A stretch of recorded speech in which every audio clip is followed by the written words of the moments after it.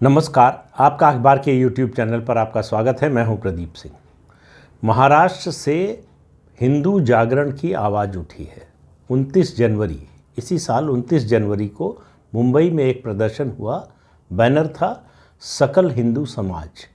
इसके बैनर के तले प्रदर्शन हुआ और दो मांगे, लव जिहाद और लैंड जिहाद, इन दोनों के खिलाफ सरकार कानून बनाए।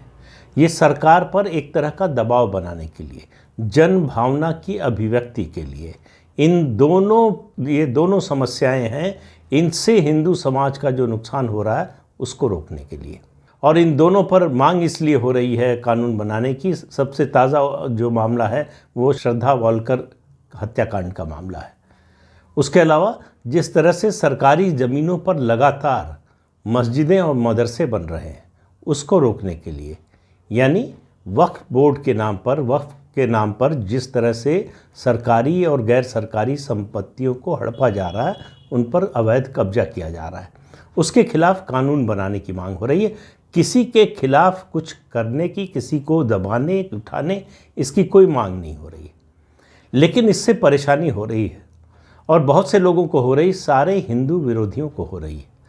और कुछ ऐसा बड़ा अजीब सा इत्तेफाक है कि जब भी हिंदू संगठन सड़क पर उतरते हैं तो सुप्रीम कोर्ट कुछ ज़्यादा ही सचेत हो जाता है। बाकी समय में उसको लगता है कि स्थितियां सामान्य हैं, सामान्य कानून इनसे निपट सकता है। 5 फरवरी को यानी कल रविवार को मुंबई में ये कार्यक्रम होने वाला, विरोध प्रदर्शन का कार्यक्रम होने वाला है सकल हिंदू समाज का। उसको रोकने के लिए केरल के एक याचिकाकर्ता शाहीन अब्दुल्ला वो सुप्रीम कोर्ट पहुँचे। और उनके वकील कौन है, आप अंदाज़ा लगा सकते हैं सहज ही, कपिल सिब्बल। उन्होंने उनकी मांग थी कि इसको रोका जाए, इसको परमिशन न दी जाए।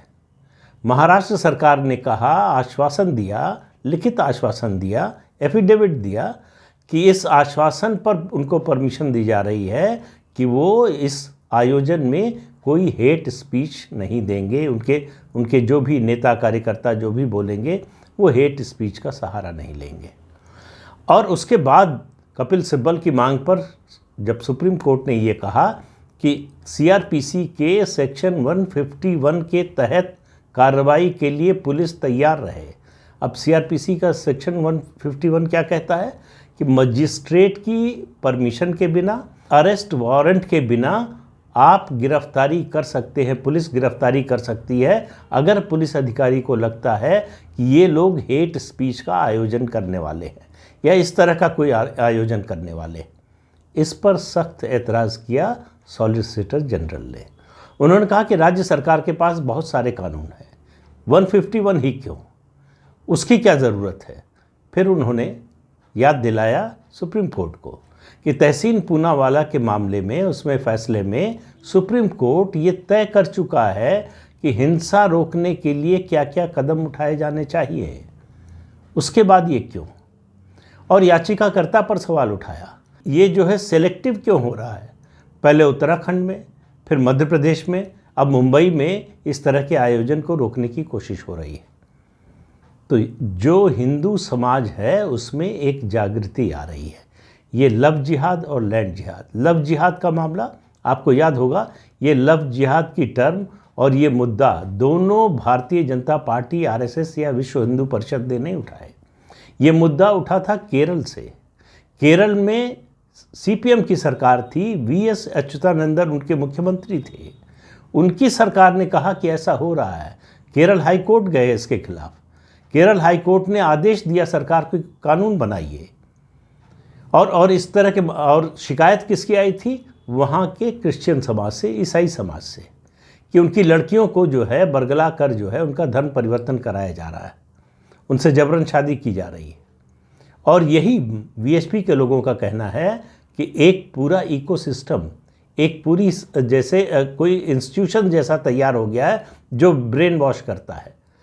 हिंदू लड़कियों को और ईसाई लड़कियों को उनके माँ बाप से पहले अलग किया जाता है, माँ बाप के खिलाफ उनको भड़काया जाता है, उनसे माँ बाप से अलग होने पर जोर डाला जाता है। जब ऐसा हो जाता है तो वो उनके ट्रैप में होती है उस समय। उसके बाद उनके साथ जो है मनमाना व्यवहार होता है, शादी, लिव इन रिलेशनशिप, हत्या, धर्म परिवर्तन, ये सब कुछ होता है और ये सबके सामने है। ऐसा नहीं है कि ये कोई दबी छिपी बात है, इसके तमाम मामले सामने आ रहे हैं। उत्तर प्रदेश सरकार ने इस पर पहल की और कानून बनाया। दूसरी राज्य सरकारें भी इस पर विचार कर रही हैं या बना रही हैं कानून। तो लव जिहाद एक बड़ी सामाजिक समस्या बन रहा है और ये डेमोग्राफी को बिगाड़ने का भी एक तरीका बन रहा है, इसलिए भी इसका विरोध हो रहा है। और दूसरा है लैंड जिहाद। सरकारी ज़मीन पर या निजी ज़मीन पर अवैध कब्जा, ये किसी मजहब के लोग करें, किसी धर्म के लोग करें, इसको कैसे बर्दाश्त किया जा सकता है और क्यों किया जाना चाहिए? कि सरकारी ज़मीन पर आप सिर्फ इसलिए कि आप किसी एक ख़ास मजहब के हैं, इसलिए आपको छूट होनी चाहिए कि आप मदरसे बना लें, मस्जिद बना लें। तो इसके खिलाफ कानून क्यों नहीं होना चाहिए कि जो भी किसी भी धर्म का हो, किसी मजहब का हो, किसी पंथ का हो, अगर गैर कानूनी तरीके से ज़मीन हथिया कर उस पर अपने धर्म का कोई भी संस्थान कुछ भी बनाता है तो उस पर कार्रवाई हो, उसे गिराया जाए, ये अधिकार कानून में होना चाहिए। इसके लिए कानून बनना चाहिए। ये किस तरह से कौन कह सकता है कि ये संविधान सम्मत नहीं है? क्यों सुप्रीम कोर्ट जो हर छोटी बड़ी बात पर सरकार को लताड़ लगाता है, इस बात पर सरकार को क्यों नहीं ताकीद करता कि आप इस संबंध में जल्दी से जल्दी कानून बनाइए? और सरकार क्यों नहीं ऐसा कानून लेकर आती है? लोगों को सड़क पर क्यों उतरना पड़ रहा है अपने समाज की रक्षा के लिए, अपने घर की बेटियों की रक्षा के लिए?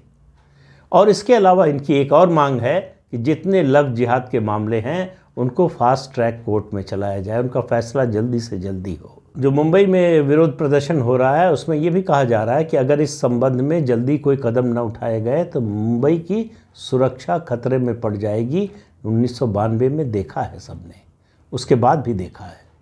जिस तरह की घटनाएं हुई हैं उनको देखते हुए ये कोई अनहोनी बात नहीं है। तो महाराष्ट्र से हिंदू जागरण का अभियान शुरू हो रहा है और ये किसी के खिलाफ नहीं हो रहा है, ये संविधान की और जो है अपने समाज की रक्षा के लिए हो रहा है। पूरे राज्य में 31 जगहों पर इस तरह के विरोध प्रदर्शन हुए हैं। इससे बहुत से लोगों की नींद उड़ गई है, राजनीतिक दलों की खास तौर से। जो महाराष्ट्र विकास आघाड़ी है जिसमें एनसीपी, उद्धव ठाकरे का शिवसेना का गुट और कांग्रेस शामिल है, उनको लग रहा है कि इससे हमारे पैर के नीचे से ज़मीन खिसक जाएगी और हमारा राजनीतिक आधार जो है बचेगा नहीं, या बचाना उसको बहुत मुश्किल हो जाएगा। उसकी वजह यह है कि जाति में, क्षेत्र में, भाषा, इन आधारों पर बांट नहीं पाएंगे। तो वो जो आइडेंटिटी पॉलिटिक्स है वो ख़त्म हो जाएगी। हिंदू समाज अगर एक हो जाएगा, ऊंच नीच का भेदभाव भूलकर इन मुद्दों पर एक साथ खड़े होने को तैयार हो जाएगा, तो इनकी राजनीति पर बड़ा बुरा असर पड़ेगा। यही वजह है उद्धव ठाकरे जो नए नए सेकुलर बने हैं, सेकुलर खेमे में गए हैं, हिंदू विरोधी बने हैं, उनके भी कुछ नेता इस विरोध प्रदर्शन में शामिल हो रहे हैं। ख़ासतौर से चूँकि मुंबई में हो रहा है तो इसलिए उनका शामिल होना और ज़रूरी हो जाता है राजनीतिक दृष्टि से, क्योंकि मुंबई महानगर पालिका के चुनाव होने वाले हैं। तो उसकी दृष्टि से अगर उद्धव ठाकरे की शिवसेना के लोग इसमें शामिल नहीं होते हैं तो एक्सपोज होते हैं, पूरी तरह से हिंदू विरोधी खेमे में नज़र आते हैं। तो उद्धव ठाकरे के लिए बड़ी मुश्किल हो गई है वो सेकुलर खेमे में राजनीति करना चाहते हैं हिंदू खेमे की। इसलिए आने वाले समय में महाराष्ट्र विकास आघाड़ी की राजनीति के सामने बहुत बड़ी चुनौती आने वाली है। और ये जो कार्यक्रम हो रहे हैं, ये जो विरोध प्रदर्शन हो रहा है, इसमें लोगों का आना स्वतः स्फूर्त ज़्यादा है। संगठन इसमें शामिल हैं, भाजपा भी शामिल है, इसमें विश्व हिंदू परिषद शामिल है, कुछ दूसरे हिंदू संगठन शामिल हैं, लेकिन इसके अलावा लोगों की भागीदारी स्वतः है। लोगों को में इस बात को लेकर आक्रोश है जो कुछ हो रहा है, और उस आक्रोश को बढ़ाया है श्रद्धा वालकर हत्याकांड ने।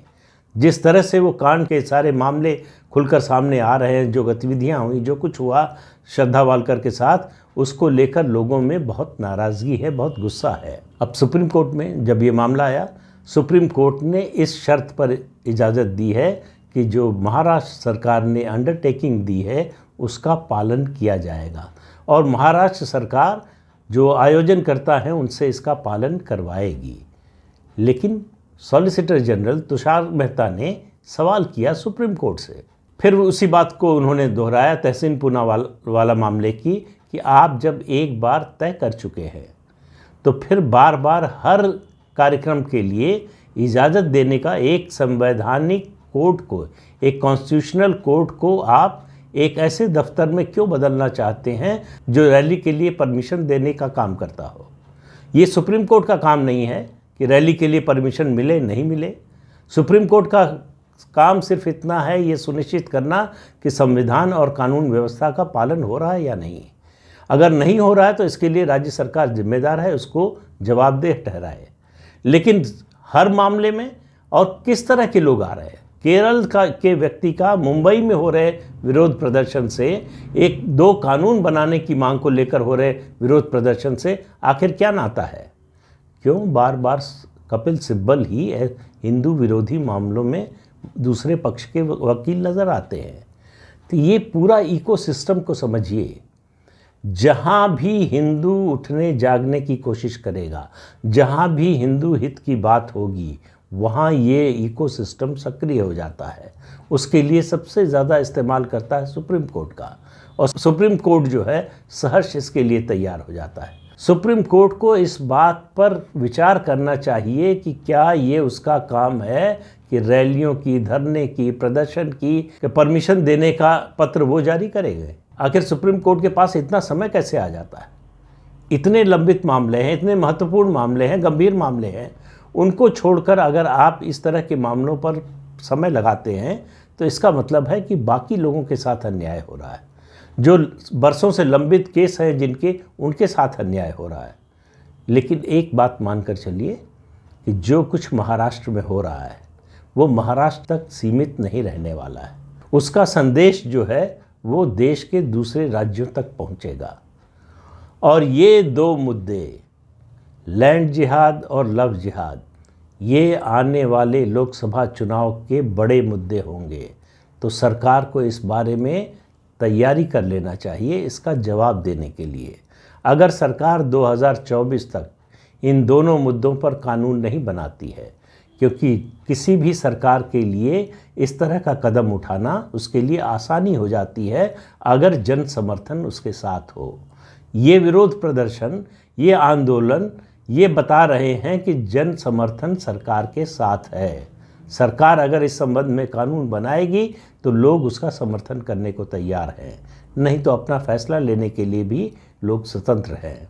अब ये कानून के मुद्दे पर ये गेंद जो है वो केंद्र सरकार और राज्य सरकारों के पाले में है। वो किस तरह से आगे काम करती हैं, जो लोगों की मांग है, जो लोगों का आक्रोश है, गुस्सा है, उसके अनुरूप क्या संविधान सम्मत कदम उठाने के लिए राज्य सरकारें और केंद्र सरकार तैयार है? नहीं तैयार है तो लोगों के आक्रोश का सामना करने के लिए तैयार रहे। तो इस अंक में इतना ही। अगले अंक में फिर मिलेंगे किसी नए मुद्दे के साथ। तब तक के लिए अनुमति दीजिए। आपसे अनुरोध है ये चैनल देखिए, शेयर कीजिए, लाइक कीजिए और सब्सक्राइब ज़रूर कीजिए। नमस्कार।